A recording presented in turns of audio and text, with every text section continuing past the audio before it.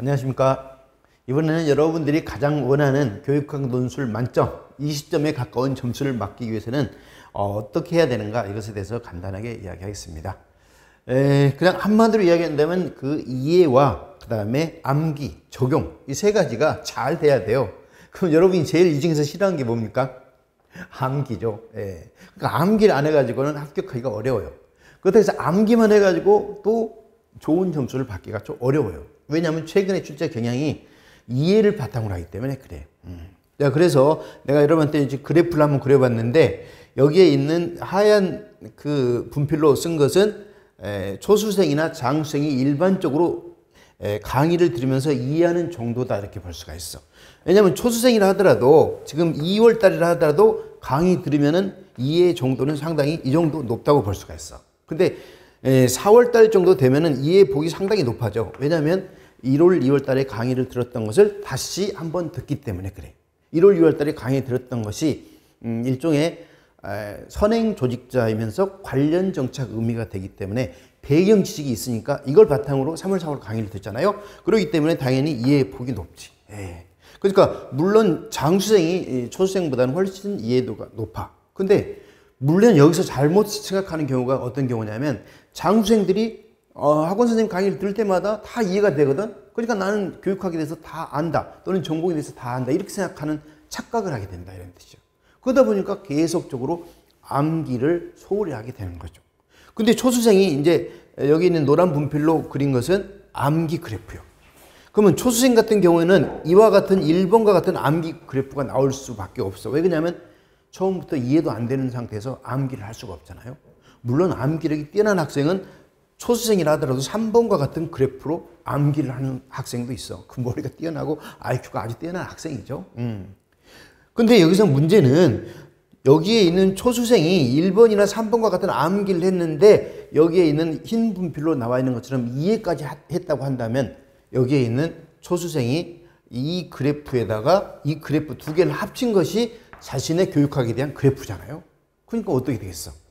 초수생이라 하더라도 이해를 잘하고 암기하면 장수생을 얼마든지 능가할 수가 있다, 이렇게 볼 수가 있는 거지. 장수생은 작년을 바탕으로 해가지고 별로 암기도 하지 않고, 왜냐하면 이해를 바탕으로 해서 조금밖에 공부를 안 한다면 이 정도의 그래프가 돼버린다, 이런 뜻이죠. 그래서 장수생이 가장 큰 오판이라고 할까?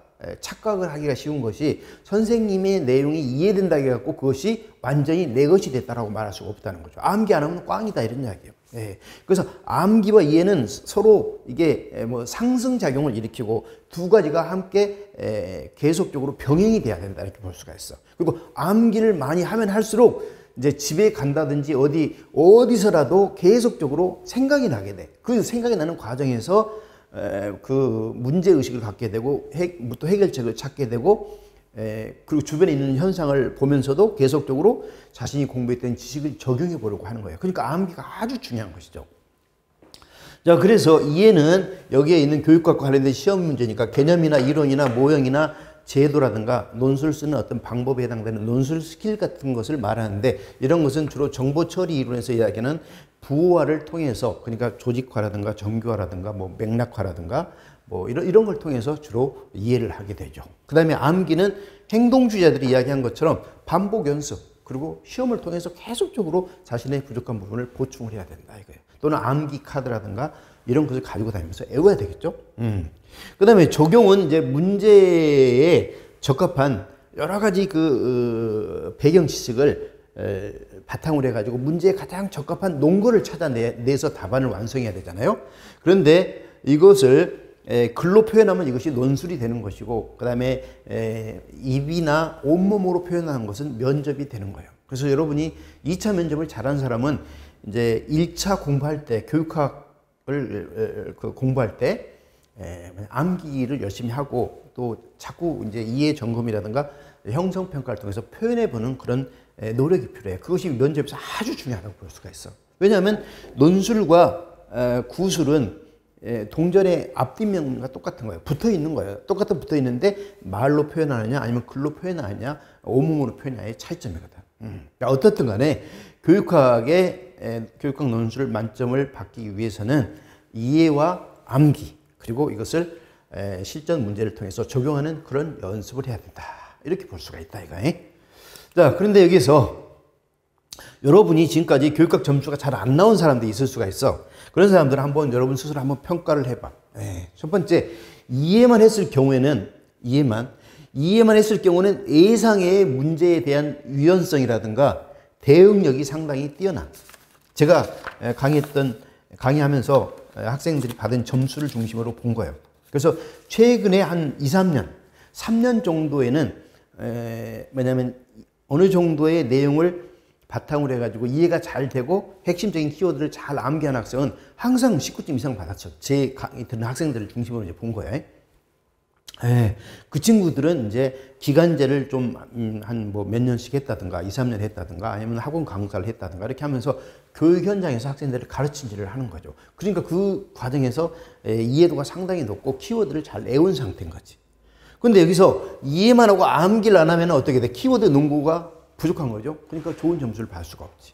그러니까 이해만 해가지고는 어렵다 이런 이야기예요. 그 다음에 암기만 했을 경우에는 확실하게 내가 아는 그런 암기한 문제가 나오면은 행동주의에 입각해서 1대1로 적응이 되기 때문에 예를 들어서 뭐 바스의 변혁지향적 리더십, 바스가 주장한 리더십 이렇게 한다면 당연히 변혁지향적 리더십이니까 딱 외운 것은 잘 쓰겠지. 그렇지만 문제가 2024학년도처럼 이렇게 복잡하고 상황과 관련된 그런 문제를 냈을 경우에는 적용력이 떨어지게 된다 이거예요. 그래서 나한테 강의 들었던 영어과 학생인데 아주 평소에 시험 볼 때 답안을 잘 써요. 그리고 이제 나한테 강의를 계속 듣기 때문에 주로 이제 시험 문제에 나온다는 것을 어느 정도 예측할 수가 있잖아요. 그래서 이제 내가 가르쳤던 것을 주로 시험 문제가 되기 때문에. 그러니까 그 친구는 항상 점수가 19점 이상이었어요. 근데 실제 시험 문제에서 2년 전에 이제 3년 전에 시험 봤던 친구예요. 그런데 실제 시험에서 17.67이 나왔어. 그러니까 자기는 어떤 생각을 하겠어? 난 항상 19점 이상인데 왜 16점 아니 17.67이 나왔지?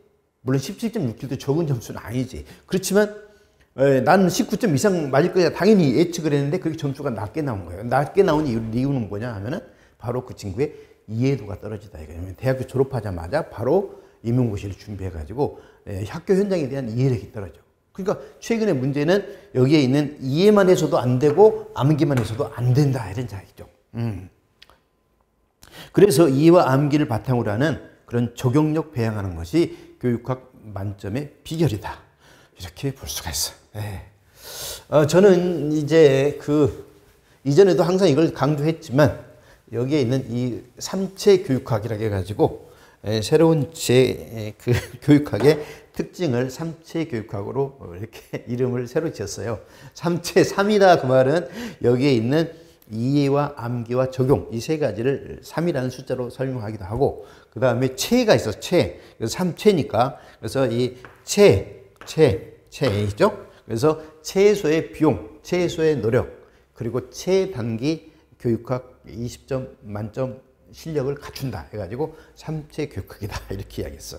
그래서 여러분들이 이제 여기 있는 제 강의를 한번 샘플 강의도 보고 그 다음에 이제 그 입문 과정의 강의도 들어보고 그러면은 여러분이 교육학은 신태 선생님 강의를 들어야 되겠구나 이런 생각을 하게 될 거예요. 그리고 비용도 이제 그 일종의 재능 기부 차원에서 완전히 무료로 할 수는 없어. 왜냐하면 지금 이제 촬영도 하고 또 여러 가지 비용이 들어가잖아요.